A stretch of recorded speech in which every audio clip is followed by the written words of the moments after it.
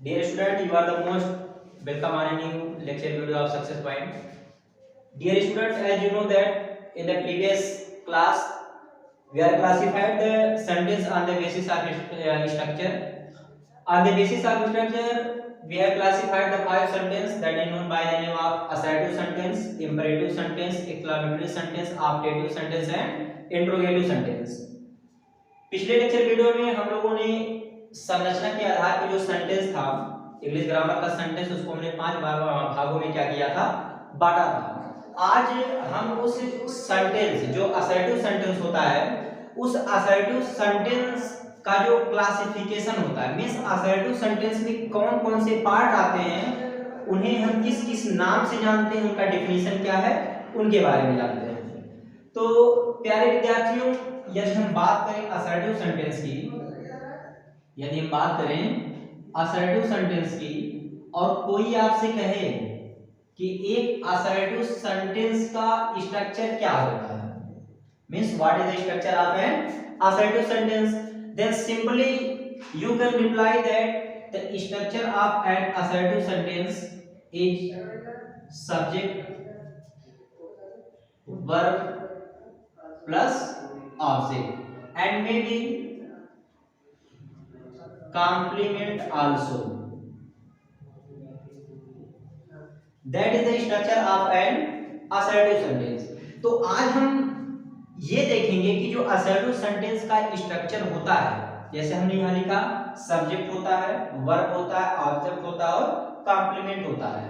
तो हम इस पूरे स्ट्रक्चर को तो लिख देते हैं, लेकिन वास्तव में सब्जेक्ट होता क्या है, कहते किसे हैं, means what is the actual definition of subject, as well as it is very important to know that what is verb, what is object, and also the main confusion that create in the student between object and complement। जो विद्यार्थियों में सबसे ज्यादा आपका क्या confusion पैदा होता है वो आपका होता है कॉम्प्लीमेंट और ऑब्जेक्ट में। तो उस पॉइंट को भी इस वीडियो में हम क्या करेंगे, क्लियर करेंगे कि आखिर कब ऑब्जेक्ट होता है, कब कॉम्प्लीमेंट होता है। तो सबसे पहले बात अगर हम करें सब्जेक्ट की, सबसे पहले बात अगर हम करें सब्जेक्ट की, तो सब्जेक्ट को हिंदी ग्रामर में कहा जाता है कर्ता। क्या कहा जाता है, कर्ता। नाम से ही स्पष्ट, देखिए कोई भी चीज जब हम पढ़ते हैं उस चीज के नाम को अगर हम ध्यान पूर्वक देखें तो आधा क्या हम तो कह सकते हैं कि मैक्सिमम डेफिनेशन, मैक्सिमम कंक्लूजन उसके नाम में ही छिपा होता है।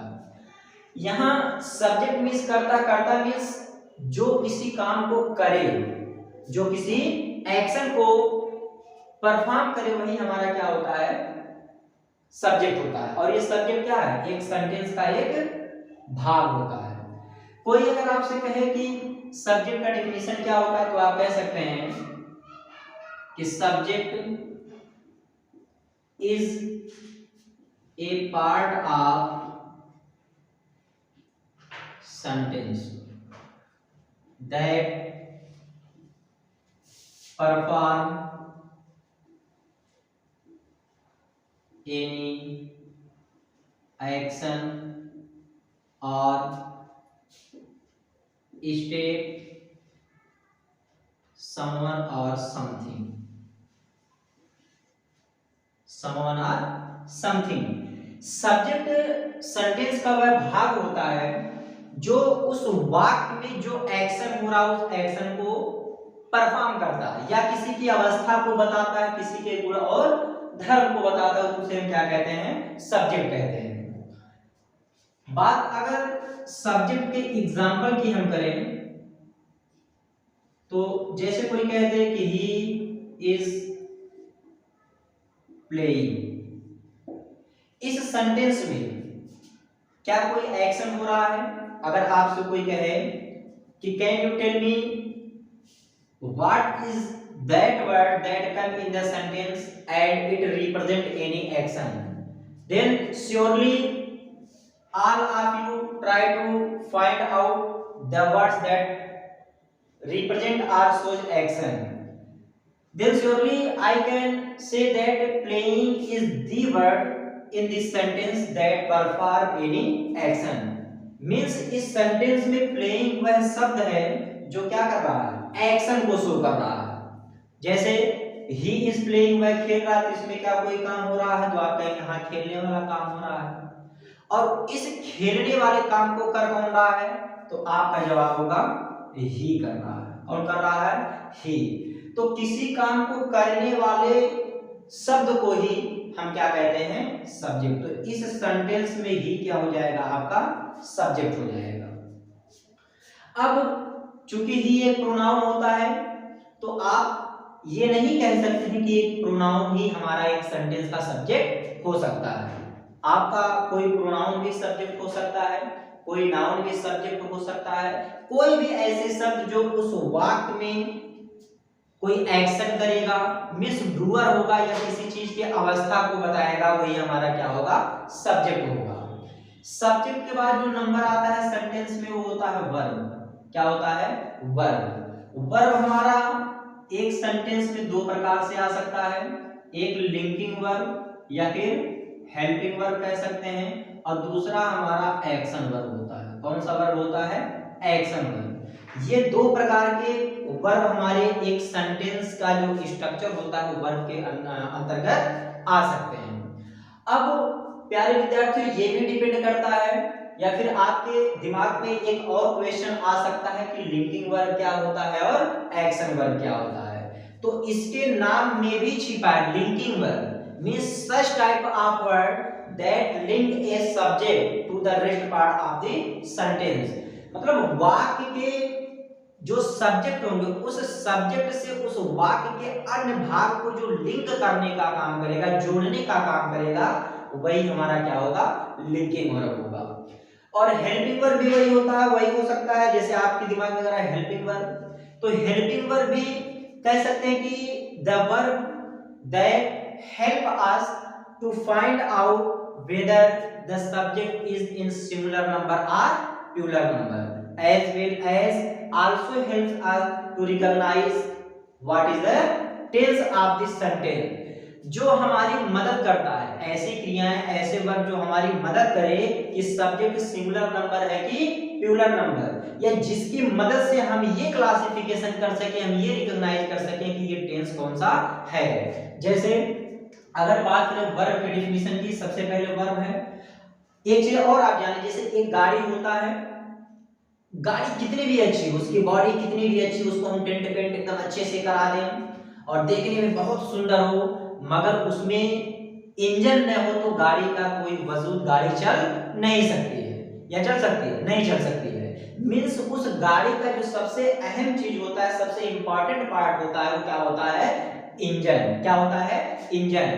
तो उसी प्रकार से ये जो हमारा subject verb object complement means एक सेंटेंस का जो स्ट्रक्चर होता है, इस स्ट्रक्चर में मोस्ट इंपॉर्टेंट पार्ट, सबसे अहम भाग जो होता है वो क्या होता है, verb. Means without verb we can not perform any sentence. If we have a single word then surely and certainly it must be verb. अगर हम सेंटेंस बना रहे हैं, उस सेंटेंस में मात्र एक शब्द है, तो वो वर्ब ही होगा, क्योंकि बिना वर्ब के हम कोई भी सेंटेंस नहीं बना सकते। जिस प्रकार बिना इंजन की गाड़ी नहीं चल सकती, उसी प्रकार बिना वर्ब के हम कोई भी किसी भी सेंटेंस का निर्माण, किसी भी सेंटेंस को क्रिएट नहीं कर सकते हैं। तो अगर कोई पूछे आपसे कि वर्ब क्या होता है या वर्ब की डेफिनेशन क्या होती है, वर्ब को हिंदी में क्या कहते हैं, क्रिया। क्या कहते हैं, क्रिया। नाम से यह स्पष्ट है, जो क्या करेगा, कोई काम करे, जो क्रिया काम को रिप्रेजेंट करेगा, वही आपका क्या होगा, वर्ब होगा। और इस क्रिया को जो करने वाला होगा, वो आपका क्या था, सब्जेक्ट मींस कर्ता। जैसे आप लोग देखते होंगे आपके गांव के आसपास भी कोई प्रोग्राम हो रहा है, कोई फंक्शन हो रहा है, तो उसमें या फिर राजनीतिक दलों में ही देख लीजिए, लोग कहते हैं कि ये फला पार्टी की कार्यकर्ता है। तो कर्ता मींस क्या, जो उस पार्टी के हित में, उस पार्टी के लिए कुछ काम करे, वही तो कर्ता होता है। तो जो कुछ काम करेगा वो आपका क्या होगा, कर्ता। और जो वर्ब होगा, क्रिया, ये रिप्रेजेंट करेगा कि क्या हो रहा है। तो आप कह सकते हैं कि a verb is a words that shows action. Verb वह होता है जो एक्शन शो करता है। क्या शो करता है? एक्शन। जो किसी काम को, जो किसी कार्य को शो करेगा वही आपका क्या होगा? वर्ब होगा। अब ऐसा नहीं है कि एक वर्ब जो केवल एक्शन को ही शो करेगा, वो आपका क्या कर सकता है? किसी चीज की अवस्था को भी रिप्रेजेंट कर सकता है। जैसे आम खट्टा होता है, आम मीठा होता है, सेब लाल होता है। तो यहाँ जो है ये क्या कर रहा है? उसकी अवस्था को बता रहा है। तो वर्ब जो होता है वो एक्शन भी शो कर सकता है और अवस्था भी शो कर सकता है। ये दोनों होता है। तो आप कह सकते हैं कि क्रिया सेंटेंस का वह पार्ट होता है जो किसी एक्शन को या किसी अवस्था को बताता है। अब इस वर्ब में आपका लिंकिंग वर्ब या हेल्पिंग वर्ब भी हो सकता है और एक्शन वर्ब भी हो सकता है। अब इसके बाद जो सेंटेंस का मेन चीज होता है वो होता है हमारा ऑब्जेक्ट। अगर ऑब्जेक्ट है, एक सेंटेंस होता है, अगर सेंटेंस में ऑब्जेक्ट नहीं है तो हम ये नहीं कह सकते हैं कि वो सेंटेंस हमारा क्या है? एक आइडियल सेंटेंस है। सेंटेंस तो रहेगा लेकिन एक आइडियल सेंटेंस नहीं हो सकता है। जैसे मान लीजिए कोई राजा है, बहुत अच्छा, उसके विचार बहुत अच्छे, अपनी प्रजा के बारे में सोचता हो, अपने किंगडम, अपने राज्य के बारे में बेहतर सोचता हो, राजा हो और एक उसकी क्या हो, धर्मपत्नी मिस रानी हो। अब राजा है और रानी, अगर प्रजा नहीं है तो क्या राजा और रानी का होना सार्थक होगा? क्या वो आइडियल कहलाएंगे? भाई प्रजा ही नहीं रहेगा तो किसके राजा होंगे? तो एक राजा एक रानी के लिए अगर अपने किंगडम को, उनको क्या नाम है, रिप्रेजेंट करना, तो प्रजा का होना अति आवश्यक होता। उसी प्रकार अगर सेंटेंस में सब्जेक्ट है, वर्ब है, तो सेंटेंस तो कहलाएगा, लेकिन अगर ऑब्जेक्ट नहीं है तो आइडियल सेंटेंस नहीं हो सकता है। तो ऑब्जेक्ट अगर है, किसी सेंटेंस में सब्जेक्ट, वर्ब और ऑब्जेक्ट है, तो आपका क्या कहलाएगा? आइडियल सेंटेंस कहलाएगा। आइए देखते हैं कि ऑब्जेक्ट होता क्या है। अगर कोई कहे कि ऑब्जेक्ट क्या है, तो आप कह सकते हैं ऑब्जेक्ट, ऑब्जेक्ट को हिंदी में क्या कहा जाता है? कर्म कहा जाता है। क्या कहा जाता है? कर्म। अगर कोई आपसे कहे कि इस वर्ब के बारे में आपने जाना, सब्जेक्ट के बारे में जाना, सब्जेक्ट और वर्ब के बाद सबसे अहम चीज जो होता है वो आपका क्या होता है? ऑब्जेक्ट होता है। ऑब्जेक्ट मींस कर्म। अगर आपसे कोई कहे कि what is the definition of object, then you can say that the part of the sentence, the part of the sentence that receive any action,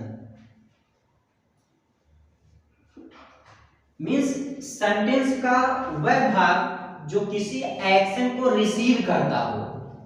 means जो कोई काम हो रहा, अवस्था हो रहा, किस पर हो रहा है, तो जिस पे होता है, जो एक्शन को रिसीव करता है, वही हमारा क्या होता है? ऑब्जेक्ट होता है। अब ये जो ऑब्जेक्ट होता है, ऑब्जेक्ट मींस ये जो कर्म होता है, ये कर्म हमारा दो प्रकार से होता है। कितने प्रकार का? दो प्रकार का। एक को हम कहते हैं डायरेक्ट ऑब्जेक्ट और दूसरे को क्या कहते हैं? Indirect object. एक को क्या कहते हैं?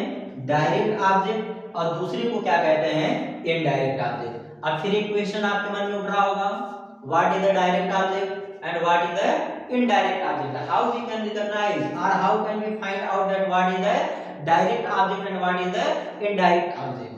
तो डियर स्टूडेंट, जब आप ऑब्जेक्ट के बारे में पढ़ेंगे तो ये दो ऐसे ऑब्जेक्ट होते हैं कि वो दोनों एक ही सेंटेंस में आ सकते हैं या एक सेंटेंस में कोई एक ही ऑब्जेक्ट आ सकता है। तो हम कैसे निर्धारित करेंगे कि कौन सा हमारा डायरेक्ट ऑब्जेक्ट है और कौन सा इनडायरेक्ट ऑब्जेक्ट है? तो आइए देखते हैं कि डायरेक्ट ऑब्जेक्ट और इनडायरेक्ट ऑब्जेक्ट क्या है। डायरेक्ट ऑब्जेक्ट वह ऑब्जेक्ट होता है, वह कर्म होता है जिसपे डायरेक्टली या जो डायरेक्टली किसी एक्शन को रिसीव करता है, और इनडायरेक्ट वह ऑब्जेक्ट होता है जो किसी एक्शन को इनडायरेक्टली रिसीव करता है। अब क्या डायरेक्ट ऑब्जेक्ट होगा, क्या इनडायरेक्ट ऑब्जेक्ट होगा? अगर कोई आपसे डेफिनेशन पूछे कि what is the definition of direct object, then you can simply reply that if any sentence have only one object, then surely and certainly it is known as direct object. अगर किसी sentence में मात्र एक ही object है तो वो हमेशा और हमेशा डायरेक्ट ऑब्जेक्ट के नाम से ही जाना जाएगा। डायरेक्ट ऑब्जेक्ट और इनडायरेक्ट ऑब्जेक्ट, इन दोनों के बीच में भेद या इन दोनों को अगर पहचानना है तो उसके लिए सबसे आवश्यक चीज है कि एक सेंटेंस में हमारे पास दो ऑब्जेक्ट का होना आवश्यक है। अगर कोई एक ही ऑब्जेक्ट है, एक ही ऐसा शब्द जो किसी एक्शन को रिसीव कर रहा है, तो वो क्या कहलाएगा? सिर्फ और सिर्फ डायरेक्ट ऑब्जेक्ट। कैसे? जैसे मान लीजिए कि आप ये कोई व्यक्ति है, क्या है? ये कोई व्यक्ति और इसके लिए एक ही रास्ता, इसी पे जाना है। तो अब आप हमको ये बताइए कि अगर इसको सिर्फ एक ही रास्ता इस पे जाना है तो क्या इसको दाएं या बाएं देखने की आवश्यकता है? नहीं है। क्यों? क्योंकि इसके पास एक ही ऑप्शन है कि इसको सीधे ही जाना है। उसी प्रकार सेंटेंस में अगर एक ही ऑब्जेक्ट है तो क्या हमें ये फाइंड आउट करने की आवश्यकता है कि ये डायरेक्ट ऑब्जेक्ट होगा कि इनडायरेक्ट ऑब्जेक्ट? तो आपका जवाब होगा नहीं सर। अगर एक ही ऑब्जेक्ट है तो हम तो बता सकते हैं कि डायरेक्टली ये किसी एक्शन को रिसीव करा तो ये डायरेक्ट ऑब्जेक्ट ही होगा। जिस प्रकार इसके पास एक ही रास्ता है जाने के लिए तो इसको न दाएं देखना न बाएं। लेकिन कुछ दूरी पे जाने के बाद अगर इसके पास एक रास्ता इधर मतलब लेफ्ट और राइट का भी ऑप्शन मिल जाए तो यहाँ जैसे ये पहुंचेगा तो इसके मन में आएगा कि यार यहाँ से मुझे दाएं मुड़ना हो या फिर बाएं मुड़ना, मींस यहाँ पे इसको सोचना है। उसी प्रकार सेंटेंस में जब एक से अधिक ऑब्जेक्ट आ जाएगा तो ही आपको सोचना है कि डायरेक्ट ऑब्जेक्ट होगा कि इनडायरेक्ट ऑब्जेक्ट होगा। तो आइए देखते हैं कि कब डायरेक्ट ऑब्जेक्ट, ये तो कंफर्म हो गया कि सेंटेंस में अगर एक ही ऑब्जेक्ट है तो डायरेक्ट ऑब्जेक्ट ही होगा। लेकिन आइए देखते हैं डायरेक्ट ऑब्जेक्ट और इनडायरेक्ट ऑब्जेक्ट होता क्या है। हमारा ये ऑब्जेक्ट हो गया और इसमें क्या है, एक आपका डायरेक्ट ऑब्जेक्ट होगा और दूसरा क्या होगा? Indirect object. दूसरा क्या होगा? इनडायरेक्ट ऑब्जेक्ट होगा। डियर स्टूडेंट, जब कोई इसी सेंटेंस में एक ही होगा तो श्योर है कि डायरेक्ट ऑब्जेक्ट होगा। लेकिन अगर एक सेंटेंस में दो ऑब्जेक्ट आ जाए तो हम कैसे निर्धारित करेंगे कौन सा डायरेक्ट ऑब्जेक्ट और कौन सा इनडायरेक्ट ऑब्जेक्ट है? तो जितने भी नॉन लिविंग होंगे, क्या होंगे? नॉन लिविंग्स होंगे, उन सभी को हम क्या कहेंगे? डायरेक्ट ऑब्जेक्ट कहेंगे। और जितने भी लिविंग्स होंगे, क्या होंगे? लिविंग्स होंगे। मतलब जिस शब्द को पढ़ने से लगेगा कि किसी लिविंग्स के लिए आया है तो वो आपका क्या होगा? इनडायरेक्ट ऑब्जेक्ट होगा। ये एक शॉर्ट में हम जान सकते हैं, इसका और भी व्यापक डेफिनेशन हो सकता है, लेकिन अभी शॉर्ट में हम सिर्फ इतना जान सकते हैं कि जो डायरेक्ट ऑब्जेक्ट हो नॉन लिविंग्स के होगा और जो इनडायरेक्ट ऑब्जेक्ट हो कैसे होगा? लिविंग्स के लिए। कैसे? आप ध्यान से देखिए। जैसे मैंने कह दिया I have a pen, I have a pen, मेरे पास एक कलम है। यहाँ पे आई क्या है? सब्जेक्ट हो गया, क्योंकि ये रिप्रेजेंट कर रहा है कि किसी अवस्था को है। क्या है? कौन है? एक पेन है। तो यहाँ पे अब किसके पास है, अर्थात उस पेन को कौन रखता है? तो आप कहेंगे आई रखता है। तो ये आई सेंटेंस में क्या हो गया? सब्जेक्ट हो गया। वह कौन सा शब्द आ रहा है जो ये रिप्रेजेंट कर रहा है कि ये स्टेट को बता रहा है या किसी की अवस्था को, किसी के होने या न होने को बता रहा है? तो आप कहेंगे वो क्या है? तो ये है हमारा क्या हो गया? वर्ब। वह मैं रखता हूं या मेरे पास है, क्या है? तो आपका जवाब होगा ए पेन। ये जो ए पेन है यही हमारा क्या है?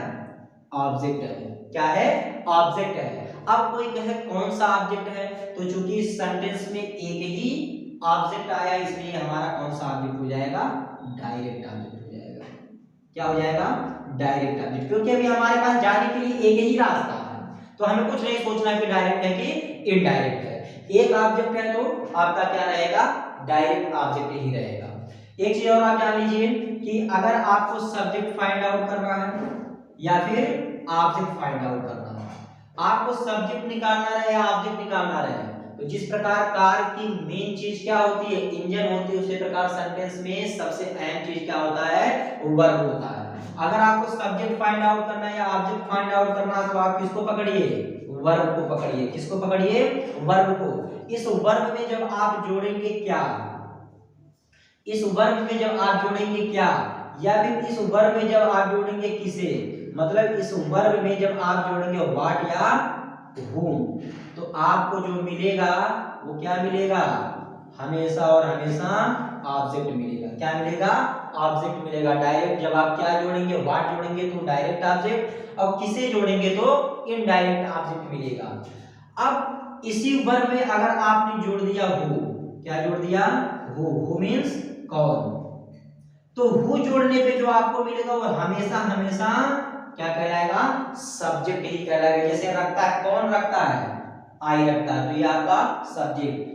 रखता है, क्या रखता है, ए पेन, तो ये क्या हो गया, ऑब्जेक्ट। अब चूंकि एक ही ऑब्जेक्ट है तो ये श्योरली एंड सर्टेनली क्या कहलाएगा, डायरेक्ट ऑब्जेक्ट ही कहलाएगा। एक सेंटेंस और देखते हैं। जैसे मान लीजिए मैंने यहां लिख दिया आई गेव, मैंने दिया, यू मतलब आपको,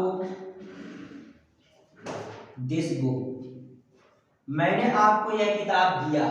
अब इस सेंटेंस में अगर आपको सब्जेक्ट ऑब्जेक्ट निकालना है तो आप किसको पकड़ेंगे, वर्ब को पकड़ेंगे, क्योंकि वही मेन पार्ट होता है। तो इसमें ऐसा कौन सा शब्द आ रहा है जो किसी एक्शन को रिप्रेजेंट कर रहा है, तो आप कहेंगे सर यहाँ पे ये जो गेव आया है, गेव मीन्स होता है दिया, गिव देना, तो ये जो देना है ये हमारा शो कर रहा है एक्शन को।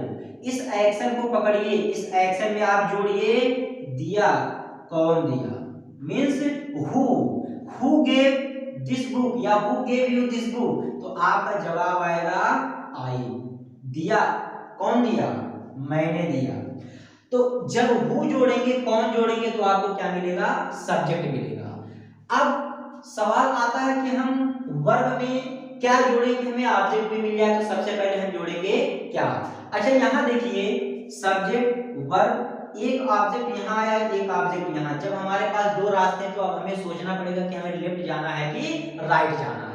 उसी प्रकार जब सेंटेंस में दो ऑब्जेक्ट आया, अब हमें यहाँ ध्यान देने योग्य बातें हैं कि इसमें कौन सा डायरेक्ट ऑब्जेक्ट होगा, कौन सा इनडायरेक्ट। वही एक ऑब्जेक्ट रहता तब तो हम सिंपली कहते भाई डायरेक्टली वही रिसीव कर रहा है एक्शन, डायरेक्ट ऑब्जेक्ट होगा। लेकिन यहाँ पे दो ऑब्जेक्ट हैं, तो कैसे हम फाइंड आउट करेंगे।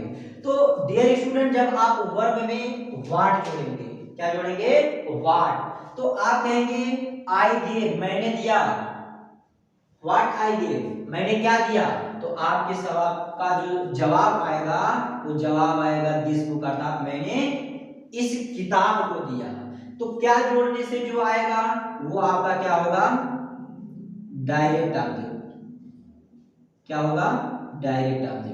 अच्छा इस किताब को दिया, किसे दिया, to whom I gave this book, किसे मैंने यह किताब दिया, तो आपका जवाब आएगा आपको यह किताब दिया, तो ये आपका क्या हो जाएगा, इनडायरेक्ट ऑब्जेक्ट। क्या हो जाएगा, इनडायरेक्ट ऑब्जेक्ट। एक चीज मैंने आपको बताया, जो लिविंग्स के लिए आएगा वो इनडायरेक्ट ऑब्जेक्ट, जो नॉन लिविंग के लिए आएगा वो डायरेक्ट ऑब्जेक्ट। अब ये अगर मैंने आपको यह किताब दिया, तो यह किताब, जो किताब मैं दूंगा वो किताब लिविंग्स रहेगा कि नॉन लिविंग, तो आप कहेंगे वो नॉन लिविंग होगा, और नॉन लिविंग जो होगा वो कैसा ऑब्जेक्ट होगा, डायरेक्ट ऑब्जेक्ट। मैंने किसे यह किताब दिया, तो आप कहेंगे आपको। तो ये जो आपको मैंने दिया, आप क्या रहेंगे, आप सजीव रहेंगे या निर्जीव रहेंगे, तो आपका सवाल आएगा सर मैं लिविंग्स रहूंगा, सजीव रहूंगा, तो जो लिविंग्स होंगे वो क्या होंगे, आपके इनडायरेक्ट ऑब्जेक्ट होंगे। I hope you better understood what is the real difference between direct object and indirect object। आपके समझ में आ गया होगा कि डायरेक्ट ऑब्जेक्ट क्या होता है और इनडायरेक्ट ऑब्जेक्ट क्या होता है। अब जब हमने स्ट्रक्चर सेंटेंस का लिखा था, तो लिखा था सब्जेक्ट, वर्ब, ऑब्जेक्ट, और इसी में एक कॉम्प्लीमेंट होता है। क्या होता है, कॉम्प्लीमेंट। अब सवाल होता है कि कॉम्प्लीमेंट क्या होता है, तो आइए देखते हैं कि कॉम्प्लीमेंट क्या होता है। कॉम्प्लीमेंट जो होता है वो किसी सेंटेंस का इसेंशियल पार्ट होता है। क्या होता है, इसेंशियल पार्ट। अगर कोई आपसे कहे कि कॉम्प्लीमेंट क्या होता है, व्हाट इज कॉम्प्लीमेंट, अगर आपसे कोई कि कॉम्प्लीमेंट क्या होता है, कॉम्प्लीमेंट की हिंदी होती है पूरक। क्या होता है, पूरक। इसके भी नाम से कंफर्म है, पूरक जो किसी चीज को, किसी के अर्थ को, किसी के मीनिंग को क्या करेगा, पूरा करने का काम करेगा, उसे क्या कहेंगे, कॉम्प्लीमेंट। अगर कोई कहे कि what is the definition of complement, तो आप कह सकते हैं the essential part of any sentence, the essential part of any sentence that is that follows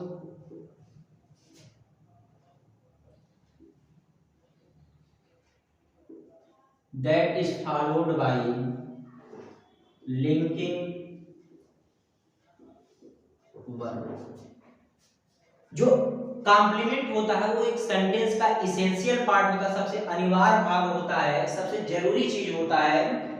तो इसकी डिफिनेशन आप कैसे कहते हैं, the essential part of any sentence that is followed by linking verb. Means वाक्य का वह भाग जो सबसे जरूरी भाग होता है, जो लिंकिंग वर्ब के द्वारा या लिंकिंग वर्ब के बाद आता है, उसको फॉलो करता है, उसे हम क्या कहेंगे, कॉम्प्लीमेंट कहेंगे। अब यहाँ विद्यार्थियों में जो सबसे ज्यादा कंफ्यूजन होता है वो होता है कि ये कब ऑब्जेक्ट हो रहा है, कब कॉम्प्लीमेंट हो रहा है। कॉम्प्लीमेंट और ऑब्जेक्ट में बहुत छोटा सा एक डिफरेंस होता है, उसको अगर आपने देख लिया तो मुझे उम्मीद है कि आपको आज के बाद कॉम्प्लीमेंट और ऑब्जेक्ट में कोई डिफरेंस जो आपको परेशान करता हो नहीं करेगा।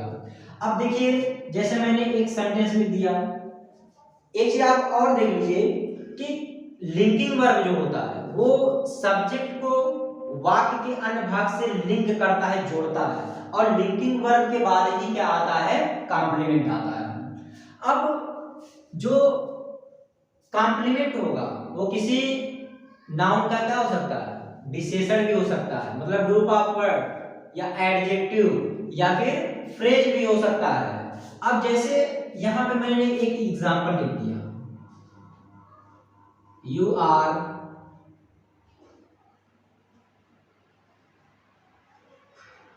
ब्यूटीफुल। यू आर ब्यूटीफुल, आप क्या हैं, सुंदर है। तो आप कहेंगे सर यहाँ आर तो वर्ब है जी, इसमें कोई डाउट नहीं, यहाँ आर क्या है, वर्ब है, जिसका हिंदी का है, यू आर हैं, आप क्या हैं, तो आपका जवाब आएगा ब्यूटीफुल, मीन्स सुंदर है। अब आपके दिमाग में कंफ्यूजन पैदा होगा, किस तरह भी आपने बताया कि जब हम वर्ब में क्या जोड़ते हैं तब तो हमें डायरेक्ट ऑब्जेक्ट मिलता है, तो यहाँ ये ब्यूटीफुल जो है, जो सुंदर है, ये कॉम्प्लीमेंट कैसे हो गया। तो प्यारे विद्यार्थियों, ये जो ब्यूटीफुल है किसके बाद आया है, वर्ब, और ये वर्ब क्या है, लिंकिंग वर्ब है। तो ये क्या है, ब्यूटीफुल यहाँ ऑब्जेक्ट में होकर के क्या हो जाएगा, कॉम्प्लीमेंट हो जाएगा।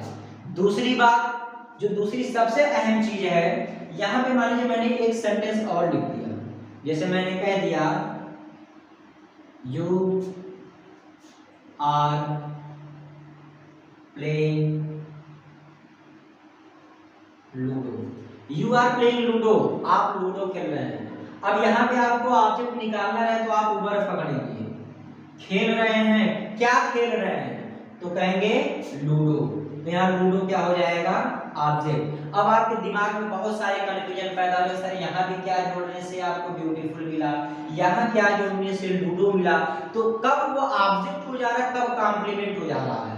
तो बस एक अंतर आपको एक चीज दिमाग में रखना है कि जब लिंकिंग वर्ब के तुरंत बाद कोई शब्द ऐसा आएगा जो क्या जोड़ने से मिलेगा, और वो जो सब्जेक्ट है उस सब्जेक्ट के बारे में ही कुछ बताएगा, तो वो क्या होगा, आपका कॉम्प्लीमेंट कहलाएगा। मतलब सब्जेक्ट या फिर ऑब्जेक्टिव, अभी हम कॉम्प्लीमेंट दो प्रकार का होता है वो भी बताएंगे।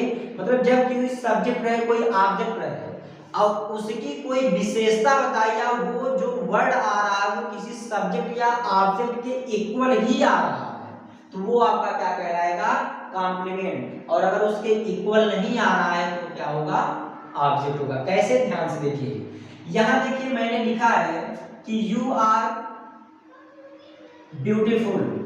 अब आप हमें ये बताइए, ये जो सुंदर है, ये जो ब्यूटीफुल है, कौन ब्यूटीफुल है, तो आप कहेंगे यू ब्यूटीफुल है। मतलब ये जो ब्यूटीफुल शब्द आया है ये किसके लिए आया है, सब्जेक्ट यू के लिए ही आया है। भाई सुंदर कौन है, यू है, तो यू ही तो ब्यूटीफुल है।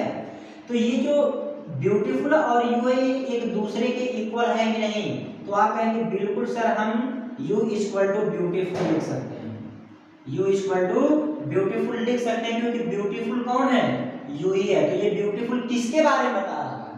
यू के बारे में ही बता रहा है। तो ये क्या हो जाएगा आपका कॉम्प्लीमेंट हो जाएगा। क्या हो जाएगा? कॉम्प्लीमेंट। और यहाँ करें यू आर प्लेइंग लूडो, आप लूडो खेल रहे हैं, तो भाई जाहिर सी बात है एक्शन कौन कर रहा है? यू ही कर रहा है। तो प्यारे विद्यार्थियों, क्या यू लूडो है? क्या यू जो है लूडो यू ही है? जैसे यहाँ ब्यूटीफुल जो था वो यू ही था, इक्वल थे, लेकिन क्या यू ही लूडो है? तो आप कहेंगे नहीं सर, लूडो अलग चीज होता है, यू अलग है। तो यहाँ ये इसकी इक्वल टू नहीं है। तो जब इक्वल टू नहीं रहेगा तो ये कॉम्प्लीमेंट नहीं बल्कि क्या कहलाएगा? ऑब्जेक्ट कहलाएगा। क्या कहलाएगा? ऑब्जेक्ट। और एग्जांपल देखते हैं, जैसे मैंने कह दिया आई मेड यू फूल, मैंने आपको मूर्ख बनाया। ठीक, एक सेंटेंस में और यहां लिख देता हूं, I give U a book. दोनों सेंटेंस को आप ध्यान से लिखें, आपको ऑब्जेक्ट और कॉम्प्लीमेंट के बीच के अंदर को समझ में आ जाएगा। यहाँ अगर आई मेड मैंने बनाया, यू मतलब आपको फूल मतलब मूर्ख, मैंने आपको मूर्ख बनाया। यहाँ अगर I give U a book, मैंने आपको एक किताब दिया। अब यहाँ देखिए, अगर आई मतलब मैंने, मेड मतलब बनाया, वर्ब हो गया। मैंने बनाया, किसे बनाया? आपको। तो ये जो यू है ये तो हमारा ऑब्जेक्ट हो जाएगा। क्या हो जाएगा? ऑब्जेक्ट हो जाएगा। मैंने आपको क्या बनाया? तो आप कहेंगे फूल बनाया, मीन्स मूर्ख बनाया। अब यहाँ पे ये सवाल होता है, यू तो ऑब्जेक्ट है लेकिन फूल क्या है? भाई मैंने किसे बनाया? आपको बनाया। क्या बनाया? मूर्ख बनाया। तो आप कहेंगे सर क्या जोड़ने से हमें ऑब्जेक्ट मिलता है? लेकिन ये बताइए जो फूल आया है, ये मूर्ख आया, किसके लिए आया? कौन मूर्ख बना है? तो आप कहेंगे यू बना है। तो ये बताइए जो फूल बना है, ये जो मूर्ख बना है, कौन बना है? तो आप कहेंगे यू बना है। भाई यू ही तो फूल मूर्ख बना है। तो यू फूल, तो फूल और यू एक दूसरे के इक्वल है कि नहीं है? भाई मूर्ख कौन है? तो आप कहेंगे यू है। एक दूसरे के इक्वल है, तो जब इक्वल है तो ये फूल क्या कह रहा है? कॉम्प्लीमेंट कर रहा है। क्या कहलाएगा? कॉम्प्लीमेंट। यहाँ देखिए कह रहा आई गिव, मैं देता हूँ, यू मतलब आपको। तो आई तो सब्जेक्ट हो गया, गिव ये एक्शन शो कर रहा है, एक्शन वर्ब हो गया, वर्ब हो गया। मैं देता हूँ, किसे देता हूँ? तो आप कहेंगे आपको देता हूँ। मैं किसे देता हूँ? आपको देता हूँ। क्या देता हूँ? एक किताब देता हूँ। अब आप कहेंगे सर यू तो यहाँ पे ऑब्जेक्ट है, ठीक है, लेकिन ए बुक क्या है? आखिर ये बुक है क्या? ऑब्जेक्ट है या कॉम्प्लीमेंट है? अच्छा मैं बुक देता हूँ, किसे देता हूँ? तो आप कहेंगे यू को देता हूँ। किसको देता हूँ? यू को देता हूँ। और क्या देता हूँ? ए बुक, एक किताब देता हूँ। अब प्यारे विद्यार्थियों आप ये बताइए, क्या यू जो है यह एक किताब है? तो आप कहेंगे नहीं सर, यू तो कोई पर्सन होगा, ए बुक तो नॉन लिविंग है, ये तो एक थिंग्स है। तो यहाँ जो था मैं मूर्ख बनाया, किसे? कौन मूर्ख बन रहा था? तो आप कहेंगे यू बन रहा था। तो यू के लिए ही तो फूल आया था। भाई मूर्ख कौन बना? यू बना। लेकिन यू मूर्ख है, ये एक दूसरे के इक्वल है, लेकिन क्या है यू जो है वो एक किताब है। तो आप कहेंगे यू एक किताब नहीं है, मतलब you is not equal to a book. तो जब इक्वल टू नहीं है तो ये कॉम्प्लीमेंट नहीं बल्कि क्या हो जाएगा? ऑब्जेक्ट हो जाएगा। क्या हो जाएगा? ऑब्जेक्ट। अब इस सेंटेंस में आप देखिए आपका दो ऑब्जेक्ट आ गए, ये भी ऑब्जेक्ट है, ये भी ऑब्जेक्ट है। अब आपको यहाँ सोचना पड़ेगा कि डायरेक्ट ऑब्जेक्ट है कि इनडायरेक्ट ऑब्जेक्ट है। तो आई गिव मैं देता हूँ, क्या देता हूँ? एक बुक। तो एक बुक एक नॉन लिविंग है कि नहीं? नॉन लिविंग को हम क्या कहते हैं? Direct object. और किसे दिया? आपको दिया। ये एक लिविंग है, तो ये क्या हो जाएगा? Indirect object. तो हमें लगता है कि आपको डायरेक्ट ऑब्जेक्ट और इनडायरेक्ट ऑब्जेक्ट बेहतर ढंग से समझ में आ गया होगा। आइए आपको कुछ हम एग्जांपल्स दे देते हैं, उस एग्जांपल को आप सॉल्व करिए, और वो उस एग्जांपल को सॉल्व करने के बाद ये मैं दावे के साथ कह सकता हूं कि आपको ऑब्जेक्ट, कॉम्प्लीमेंट, सब्जेक्ट, वर्ब क्या होता है इसमें कोई समस्या नहीं होगा। तो ये है आपकी कुछ एग्जांपल जिसे आप क्या करेंगे? प्यारे विद्यार्थियों यहाँ पे 10 एग्जांपल है। इस एग्जांपल को आप पूरे वीडियो को अच्छे से देखने के बाद सॉल्व करेंगे। तो मुझे पूरी उम्मीद है कि आपको ऑब्जेक्ट और कॉम्प्लीमेंट में आज के बाद कोई समस्या नहीं हो जाएगी। जैसे यहाँ पर एग्जांपल का you made me happy, you मतलब आपने, मेड मतलब किया, मी मतलब मुझे, हैप्पी मतलब खुश, मुझे खुश किया। तो यहाँ हैप्पी क्या है, मी क्या है, ऑब्जेक्ट है दोनों, कि एक ऑब्जेक्ट दूसरा कॉम्प्लीमेंट है। वो आपको पूरे वीडियो को ध्यान से देख के जो एक एक शब्द मैं बोला उसको ध्यान पूर्वक सुन के करेंगे तो मुझे पूरी उम्मीद है कि आज के बाद आपको ऑब्जेक्ट कॉम्प्लीमेंट में कोई भी समस्या नहीं होगी। तो फिर मिलते हैं एक नए वीडियो लेक्चर में एक नए टॉपिक के साथ, तब तक के लिए जय हिंद।